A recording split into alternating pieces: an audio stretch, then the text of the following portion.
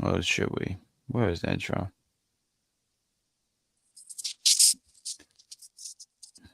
All right, boom. We're gonna hit this intro.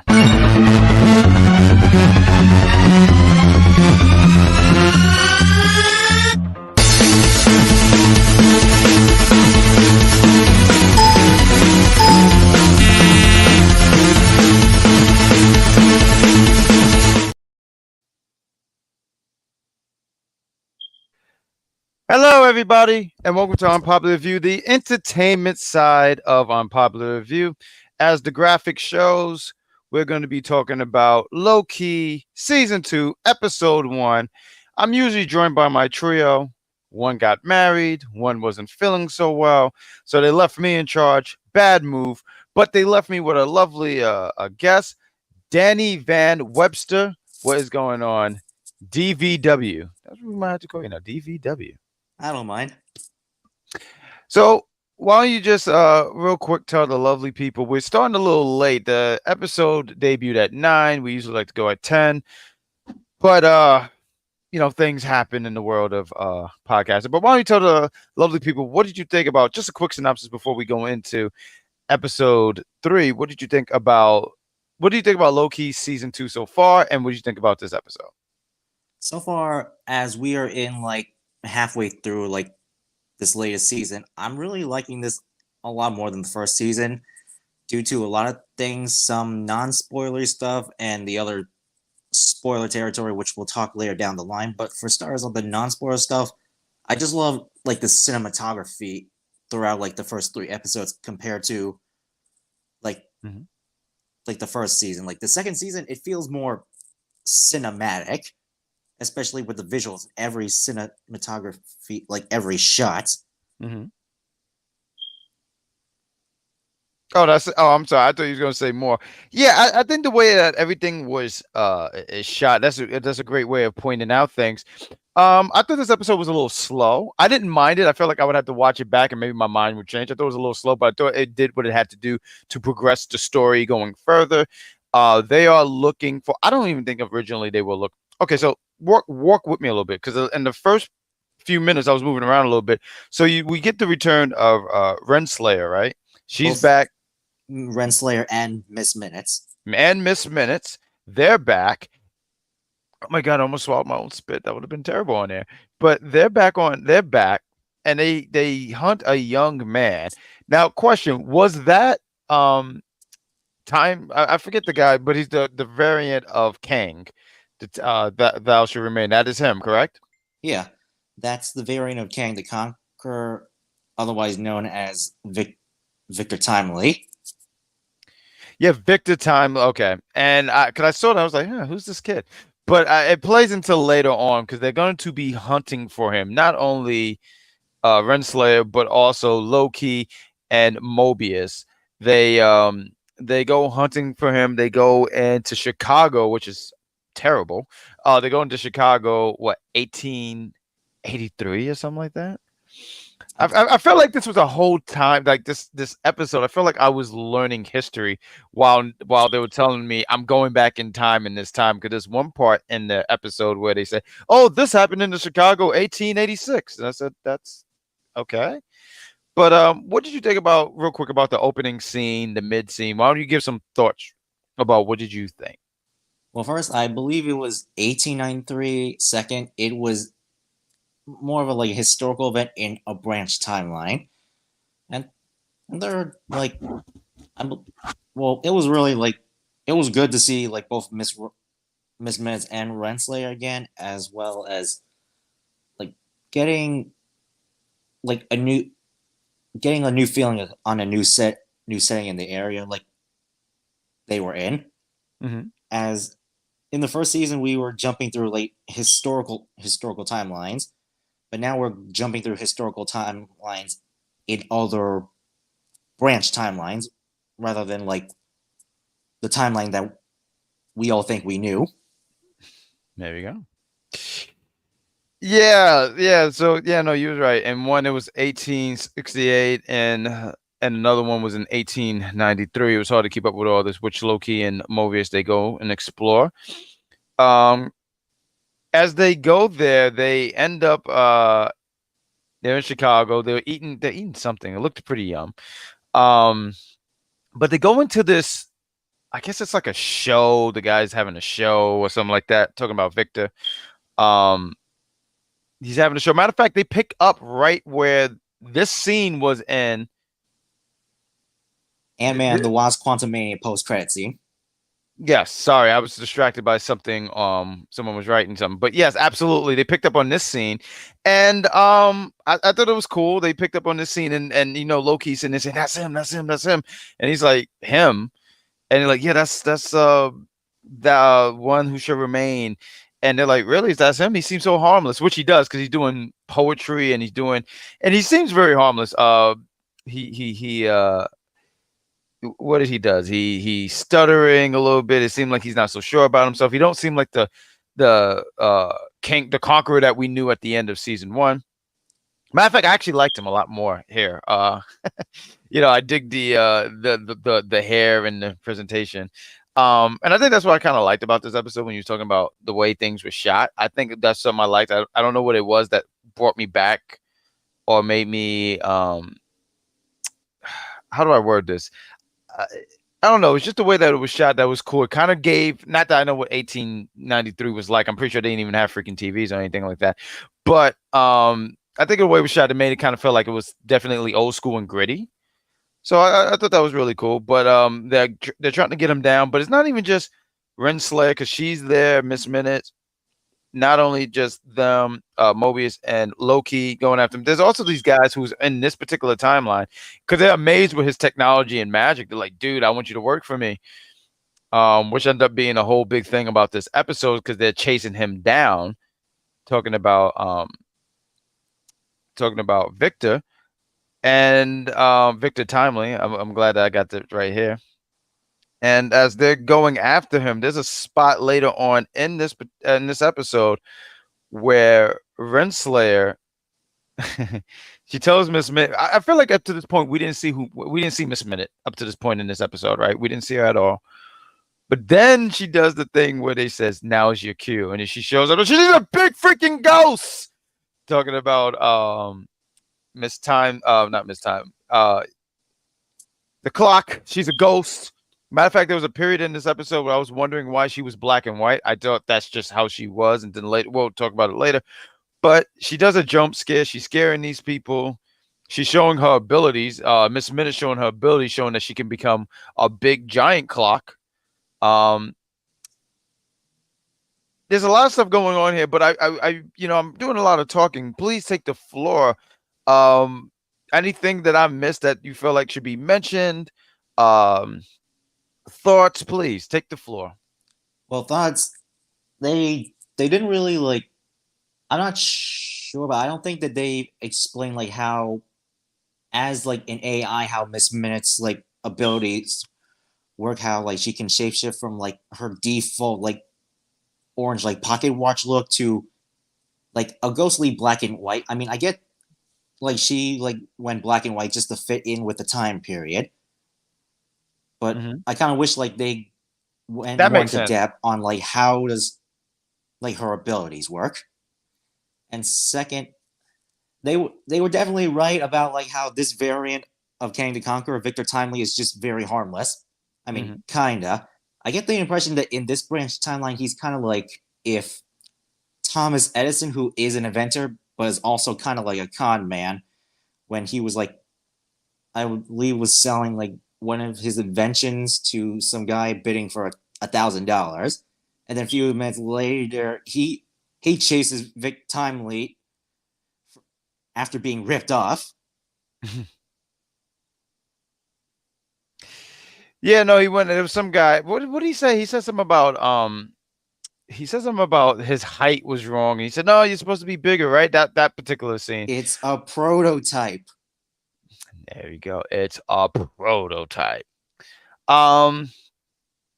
So yeah, they Miss Minute, she scares all these people. They're all running for their safety. They're able to capture Victor Timely to have him to themselves. They're trying to explain who he is because in season one, that thou who should remain or though who remain. It's a long name. It's long-winded, folks. Um, but he mentions how yeah, you can kill me, but he says I should turn this thing off. This thing always distracts me. But he says, even if you kill me, there will always be another version of me. I will always come back. So they're reminding him of who he is. They're telling him these things, and he's just blown away by all this revelation because he's like, wait, what? I'm just an inventor in the 1800s in Chicago. What are you talking about? So they're telling him all these things.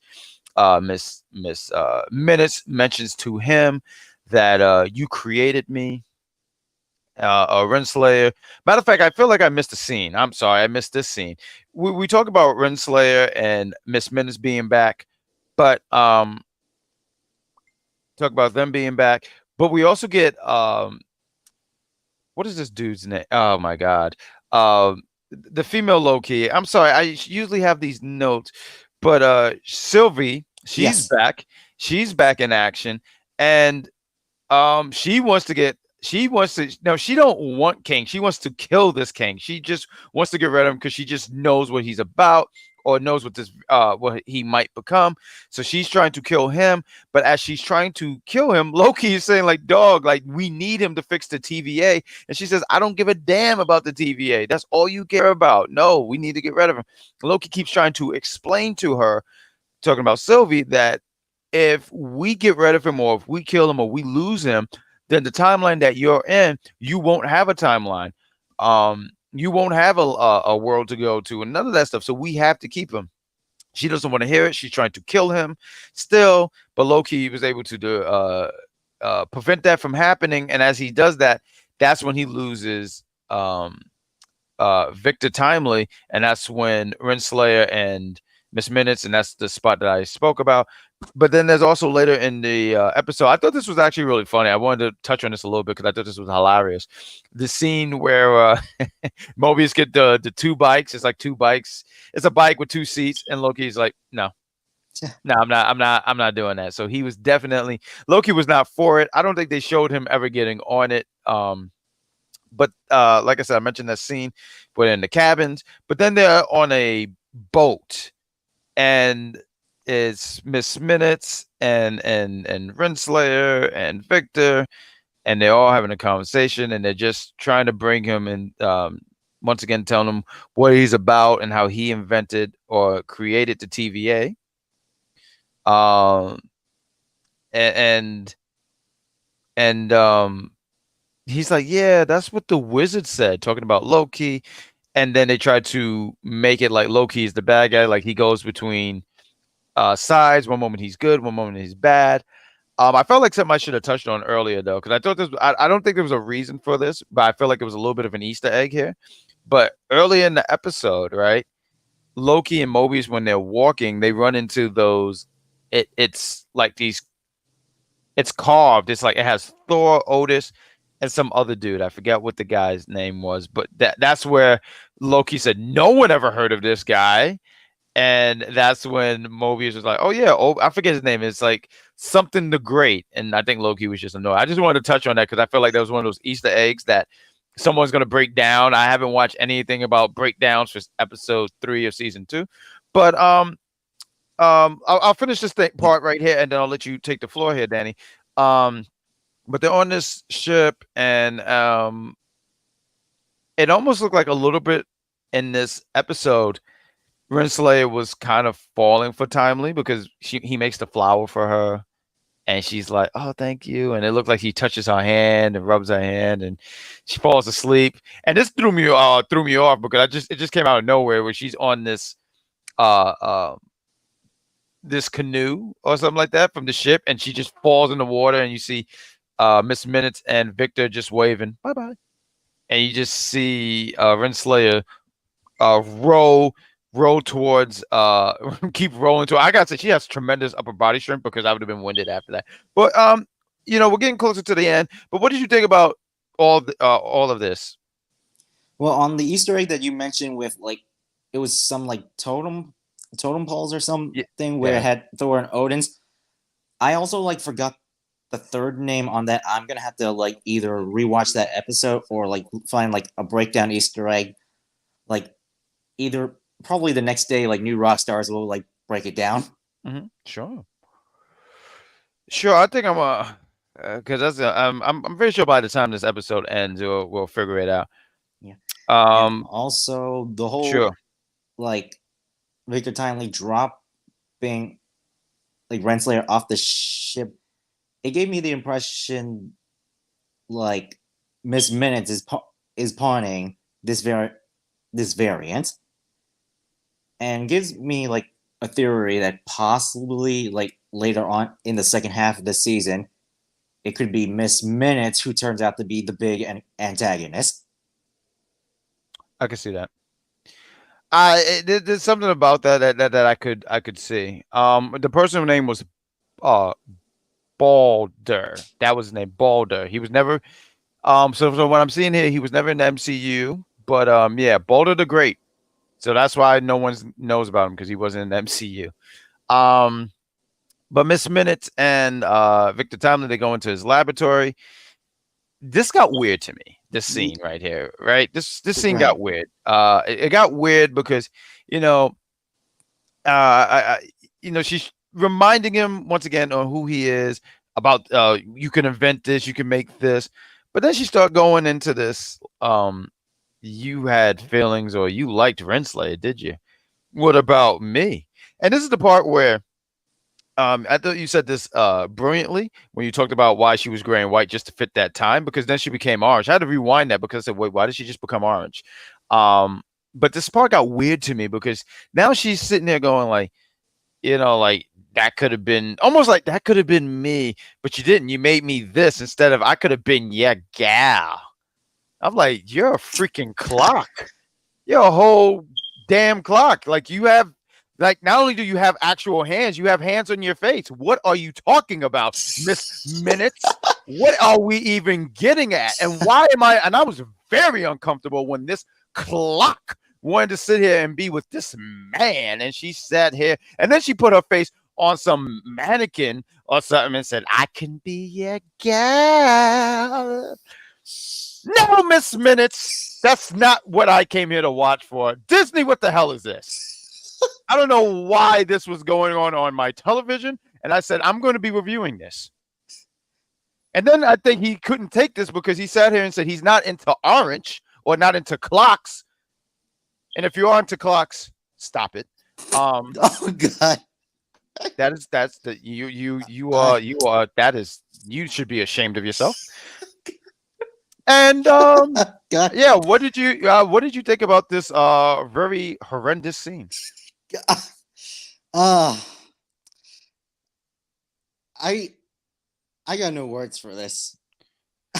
You know what? I don't either, and I had a lot of words to say. It was why was Miss Minutes sitting here? I'm glad this was on Disney Plus and not on some other streaming network because next thing you know, she would have grew some boobs. She would have sat here and started doing like this. I would have been very uncomfortable. I don't need to see a human in a cartoon get down and dirty. That's not what I came here to watch this for. Miss Minutes is Miss Nasty. That's who she is. That's Miss Nasty. Nope. Thank you, Dan. I don't think C and Victor would have laughed at my humor, but I appreciate it. That's why I know that you should be back here more. Now he puts her in on timeout, so now she's on the sidekick or flip phone or whatever it is. Renslayer shows up. She's not happy that she was left. Left. I don't want to say left for dead, but she was tossed off a boat. I think she had all the right to be upset. Mm-hmm.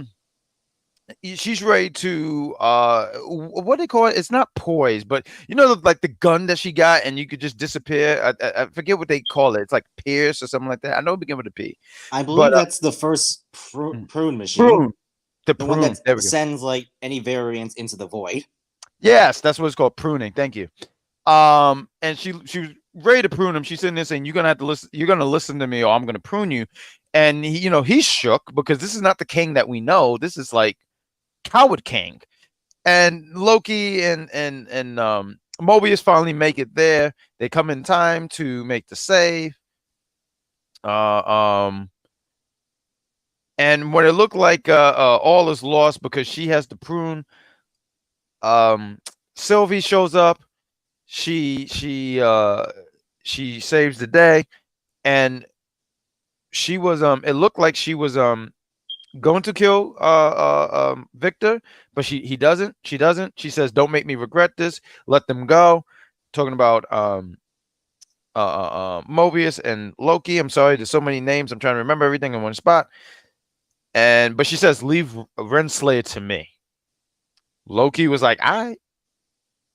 Mobius looked like he wasn't sure what he wanted to do because I think he still cares about her. There's a scene that I didn't mention earlier in the thing show where they're in front of a Ferris wheel and they're talking, and as they're talking, it's she's like, I don't have to work, I don't have to tell you anything because I don't work with you anymore. He's trying to sit here and say the TVA is in shambles and we need to work together. She's like, I don't want to hear that crap. So I say all that to say to add all that in real quick is that he looks like he wants to help, but he's just like she's a lost cause. Leaving Sylvie and her in the Victor's lab, and Rinsler's like, if you're gonna kill me, just do it. Just and she's like, nah, I'm not gonna do that. I've killed you many times in my head, but I got something for you. And she sends her into where thou shall remain, and he's just laying there dead. And that's how this episode ends. Like that was I thought the pacing on the episode, and I'll give you the floor right after, but I just want to sit there and say real quick. I thought the pacing it wasn't bad. I think you have to start off slow to then build up. You have to start off like that. Um I haven't lost interest in this show. I am intrigued on where it's going and what's going to happen. I'd like your theory on Miss Minutes possibly being the big bad in here. Because already she's the big nasty. But what did you think about this whole? What did you think about? I mean, just thoughts in general. The last few parts, and what would you like to see going on further? Yeah. Well, first, like, it just came out of nowhere. Like, Miss Minutes was just like following orders from like, yes, boss, and then 1 minute later, like, I'll do anything to get into your pants. Yeah, very Like, nasty. What's going on, where Silhouette? did that come from all of a sudden? I don't know. That's what I'm sitting there saying. Why is she so nasty? Like she really put her head on a mannequin and was like, "I can be your girl." I just don't know what is happening here. I don't know. And maybe that's why she's so bad now. Now she's bad because she can't get the man of her dreams. Yeah. So I don't know what's going on. I just want to read real quick.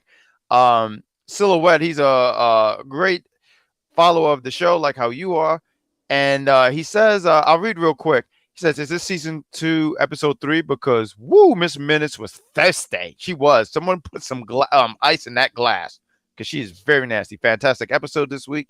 He laughs. He says, I apologize. I'm like, don't apologize. We're just glad that you're here. Don't apologize. Um, my, my goodness, I'm thirsty. I'm gonna need some water. I'm dying over here.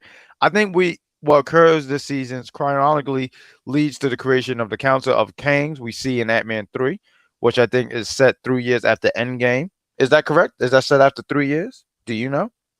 Hmm. And 3 years after Endgame. Well, that depends. Like, are we talking about like chronological movie timeline or I actual think MCU no, timeline? I think in the movie, yeah, MCU.